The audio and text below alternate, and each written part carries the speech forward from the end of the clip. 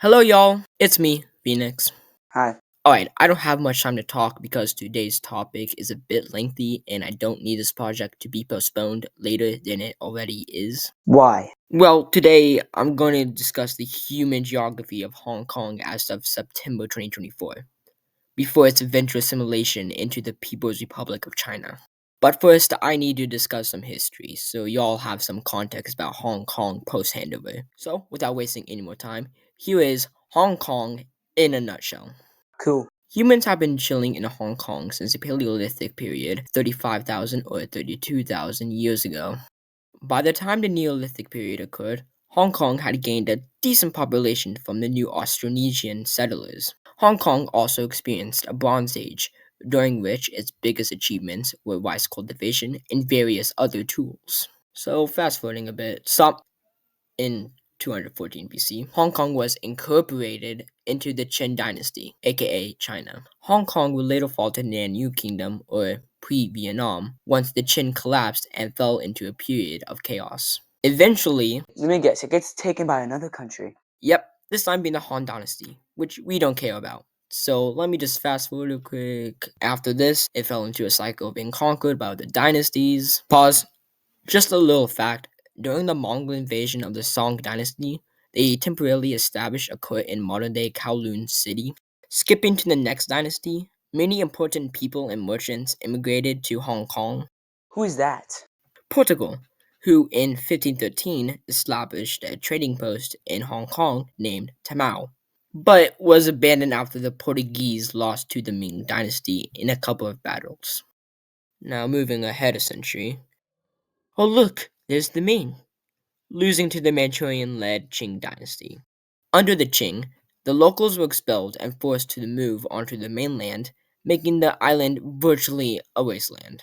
After the Ming were finally crushed at Taiwan, the Qing closed off all maritime trade under the Heijin policy, 1661 to 1683. In the late 18th and early 19th century, the British Empire, irritated about the Canton system, began trading Indian opium for Chinese goods. The Qing faced a serious drug addiction, so they took aggressive actions to end it, therefore starting off the First Opium War. They lost this war and were forced to cede Hong Kong to the British Empire as stated by the Treaty of Nanking. That's rough, buddy. The British established an administrative infrastructure, but couldn't make commands nor maintain order because of Qing vigilantes. Luckily, the Taiping Rebellion had begun. Hey, that was your topic in your first vid. Yeah, watch if you haven't already. The revolt will cause an influx of wealthy merchants to settle in Hong Kong out of fear. Later, the Second Opium War began because of British historically being a bad neighbor and China always being smug. Yet again, the Qing lost and had to cede the Kowloon Peninsula and Stonecutter Islands at the Convention of Peking. What the Sigma? Hong Kong became a intertop with a rapidly growing economy during the 1850s, causing foreign investments to be made.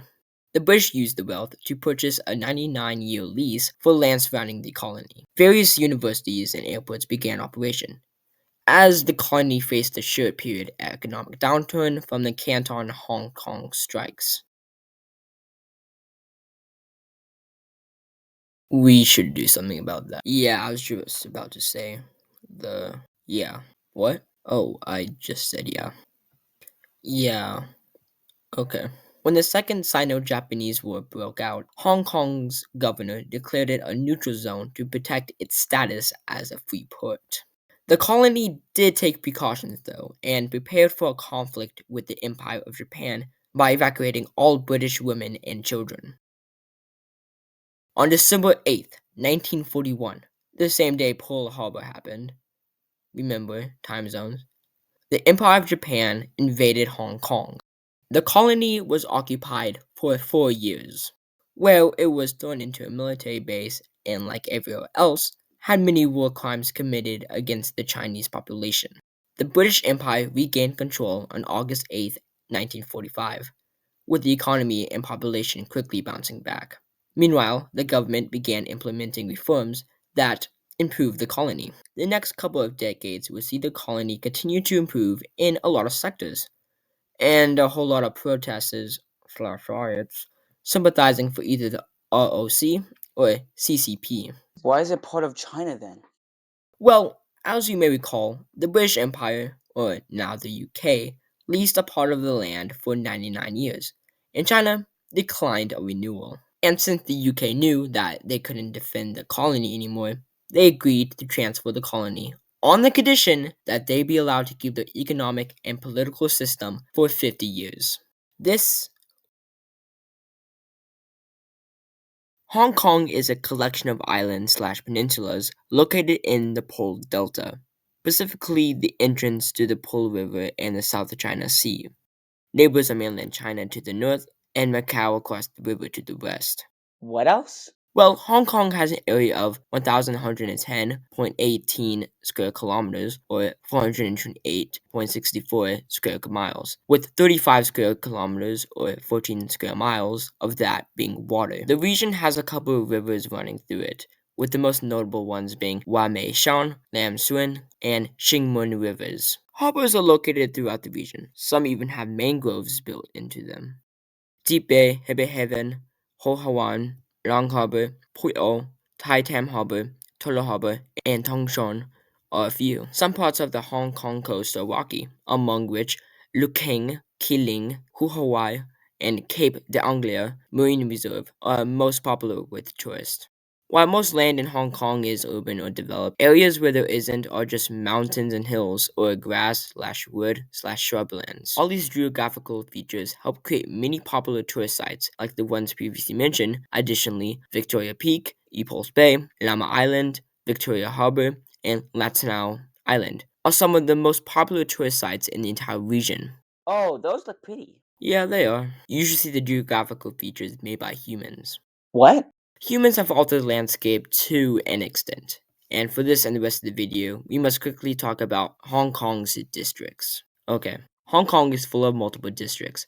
However, for this video, it will be divided into Hong Kong Island, Kowloon Peninsula, the New Territories, and the islands. Alright, most of the open slash developed land is located on Hong Kong Island and the Kowloon Peninsula. We already talked about undeveloped land, but I deceived you.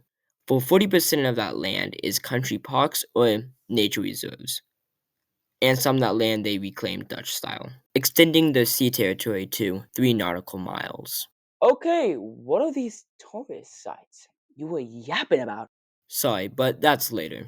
Oh, Sorry, I forgot to mention that Hong Kong's climate is subtropical. Often it has a temperate climate for half the year and a humid one for the rest, as seen on the screen. Like many other countries in the South China Sea, Hong Kong gets a buttload of typhoons throughout the year. Overall, Hong Kong's average temperature is 19 to 13 degrees Celsius or 66.2 to 89.6 degrees Fahrenheit. Lastly, like everywhere around the world, climate change is heavily polluting the environment and weather. dang. Too bad the government around the world won't do anything to help. Hong Kong is a very multicultural place, and with that comes multiple religious groups. Notable ones are Chinese folk religion slash none, Buddhism and Taoism, Christianity, specifically Catholicism and Protestantism, Islam, Hinduism, and Sikhism. I mean, there's also Confucianism, but it acts more like a moral code for the people in Hong Kong. The Protestant branch has denominations to it, with the popular ones being Adventist, Anglicans, Baptist, Lutherans, the Christian and Missionary Alliance, Church of the Christ in China, Pentecostals, Methodist, and the Salvation Army. All the religions in Hong Kong are partly made up of immigrants from neighboring countries like the Philippines, Indonesia, India, Nepal, and Southeast Asia. Forgot to mention, but there's also a small community of Jews that has existed since 1840. That many atheists and Buddhists? Many other countries in the world are. And they're in East Asia, of course, the Buddhists. These religions have highly influenced the calendar and holidays celebrated throughout it. New Year, Chinese New Year, Good Friday, Holy Saturday, Easter Monday, Qingming Festival, Buddha's Birthday, Dragon Boat Festival, Mid-Autumn Festival, Double Ninth Festival, Christmas, and Boxing Day are all examples of this. Other holidays that other religions celebrate aren't mentioned because they are celebrated by the minor religions and are not official. I don't have a clue what half of those are. I wouldn't expect you to. There are a ton of religious infrastructures in Hong Kong. Some of the most famous ones are Tai Sin Temple, Chi Lin Nunnery, Shelley Street Mosque, a Hindu temple in Happy Valley, Ohelia Synagogue, a Sabbath and festival, and United Jewish Congregation of Hong Kong. All religions have a degree of influence in Hong Kong, whether that be by schools, some sort of administrative structure, or community centers. When I say this, I mean they control hundreds of these, mainly schools, throughout the entire region. That's a lot of people. When it comes to politics, the Constitution states that all people have religious freedoms, but their actions say otherwise. China recently has been pushing its belief onto the region, and religion is no exception. Atheistic China puts a lot of effort into suppressing religious freedom through persecution, discrimination, and the arrest of leaders through the national security law. Yikes! Hong Kong practices intensive farming and is often described as a sunset industry. Only a fraction of the region has farmable land due to mountainous/hilly terrain and urbanization, making them only have 7 square kilometers or 2.7 square miles of farmable land. Despite that, they still produce a variety of food. Known mainly for producing leafy fruits, various types of pigs and chicken related meats, and a large amount of vegetables. For example, Chinese white cabbage, flowering Chinese cabbage, lettuce, Chinese kale, radish, leaf mustard, spring onion, and chive are ones grown throughout the year. The food on screen are what they grow in the warmer months, and these are the ones grown during the cooler months. Why don't you just list them out? Because I have 3 more sections left, excluding this, and they're all pretty long. All of these farm products help give Hong Kong millions of dollars. However, don't let that fool you, because Hong Kong can only support 20% of its population. So naturally, they have to rely on mainland China and other foreign countries for support. Okay, good for them, I guess. 90% of it, in fact, is imported, and most of it is from mainland China, because of course they are. Food not imported from the mainland are chilled meats from these countries, fresh fruits from these fellas. Hey, isn't that China right there? What China?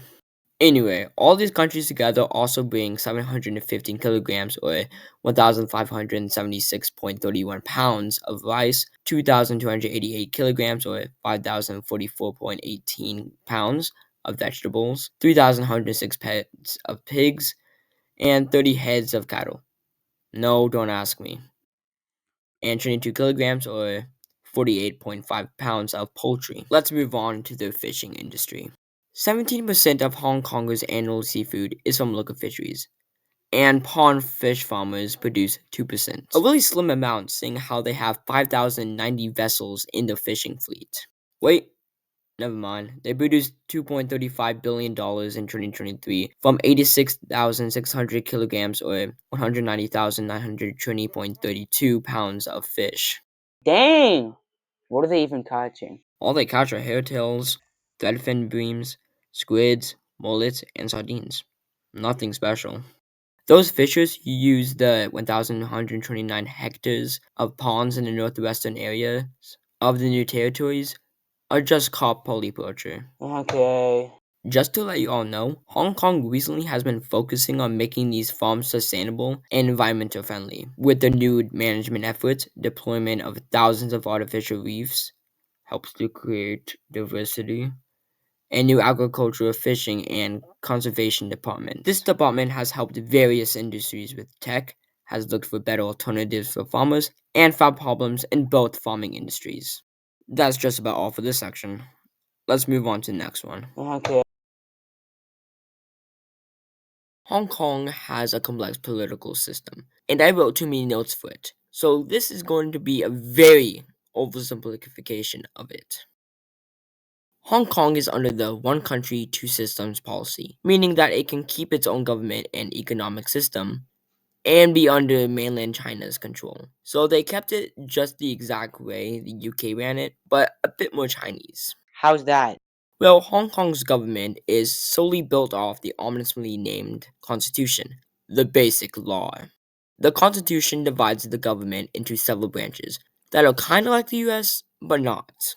They have an executive branch, which basically is like our executive branch, but with more power and is responsible for policing the region. Then the legislative branch, who is pretty similar to ours, except they too can enact regional laws. And lastly, we have the judicial branch, which is practically a copy and paste of ours. Oh, that's nice. Okay. Hong Kong has four being major the political DAB, parties that have the Democratic most Party, seats in Civic the Party, and the legislative League of councils Social Democrats. currently. Okay, you don't need to name your party like it's a superhero organization. Nevertheless, these parties, including smaller ones I haven't mentioned yet, tend to lean towards one of these sides. The DAB, Federations of Trade Unions, Business and Professional Alliance for Hong Kong, Liberal Party, New People's Party, Roundtable, and Professional Powers are sympathetic towards the Beijing government. The third side and Path of Democracy are centrist, while the Democratic Party, Civics Party, Labour Party, League of Social Democrats, People Power, Hong Kong First, Associations for Democracy and People's Livelihoods, and Professional Commons are anti-Beijing, or as they call themselves, the opposition. Dude, I ain't reading all that.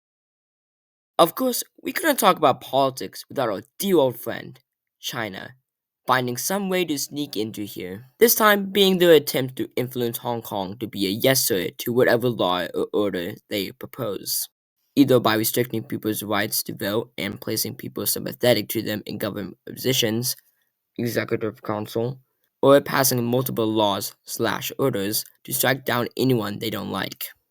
Even though they're supposed to stay out of that stuff and manage their defense and diplomatic ties. Do the people not do anything about this? Oh, trust me, they do. These actions by the Chinese government have caused the radical youth to create radical opposition parties. These parties and a generally angry population have created this long list of protests you can see on the screen. The only thing we care about is the 2019 extradition bill protest because it was the largest protest Hong Kong has seen since its transfer to China. You can learn more about that in this video down in the description. Oh boy, that was a doozy to research. Nonetheless, on to the next section. Yeah.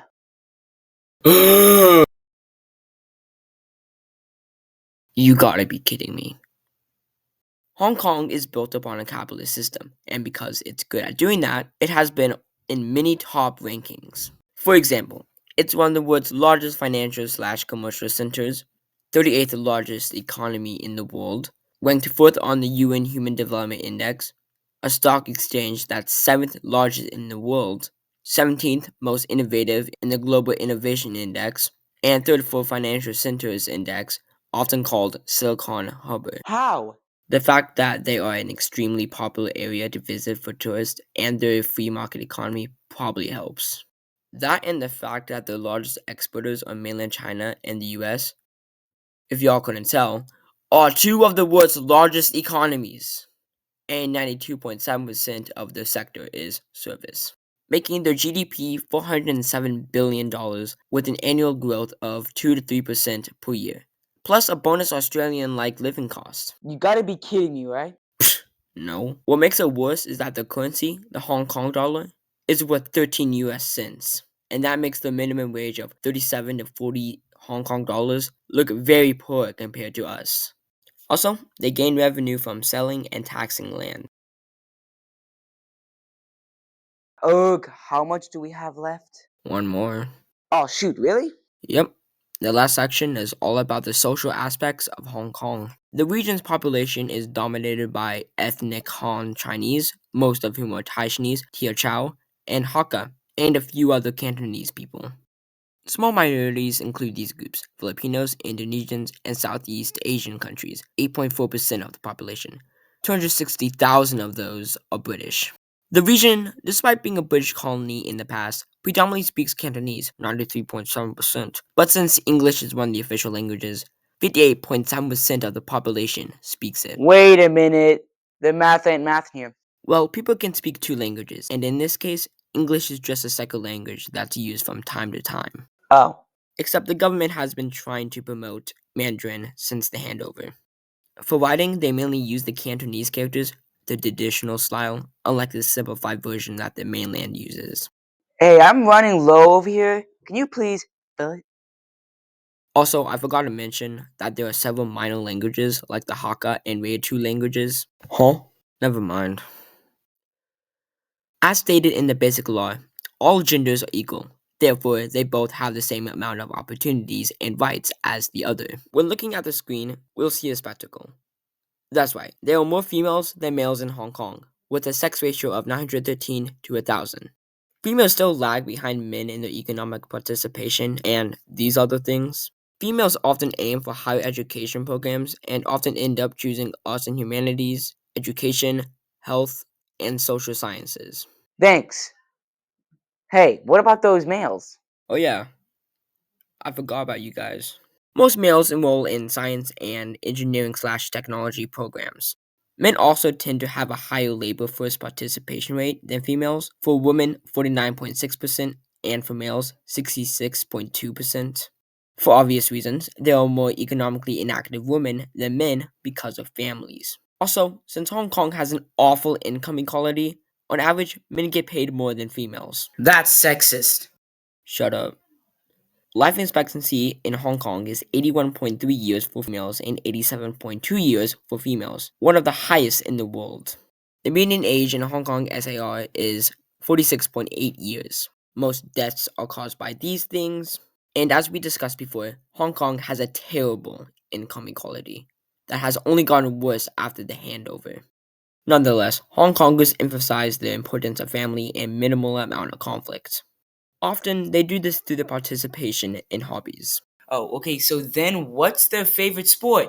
Hobbies, food, and main mode of transportation? Okay, the favorite sport has recently begun to gain traction, but popular sports would be in order: badminton, swimming, soccer, or if you're anywhere else, football, basketball, and tennis. Hobbies include games, martial arts like Tai Chi, and surprisingly, gambling? This has to be an error. No?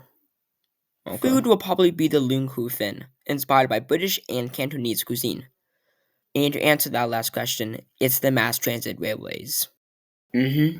Hong Kongers follow the traditional three teachings of mainland China: Buddhism, Confucianism, and Taoism. Most of the culture and architecture are a mix of British, Cantonese/slash Chinese, and indigenous. We already talked about all the celebrated holidays in Hong Kong, but there is one tradition I left out of that. Hong Kong has this tradition where they ask the dead about how their life in the underworld and proceed to burn whatever type of paper they brought. Let's finish this video off with some fun facts. Sounds good. The population exceeds 7,060 people per square kilometer, or roughly 2,725 people per square mile, the fourth highest in the world. Hong Kong has a lot of stadiums. A couple popular ones being the Hong Kong Coliseum and Maxpe. Hong Kong participates in events like the Olympics. Hong Kong's The Basic Law. Nor the government are a big fan of anyone who isn't heterosexual. And to add salt to the wound, doesn't even recognize the LGBTQ plus community.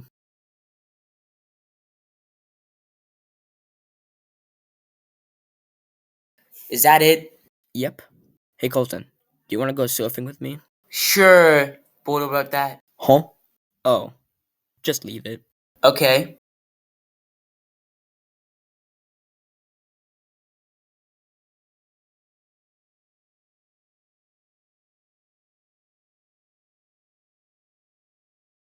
Alright, this video may seem kind of like anti-China, and I'm sorry.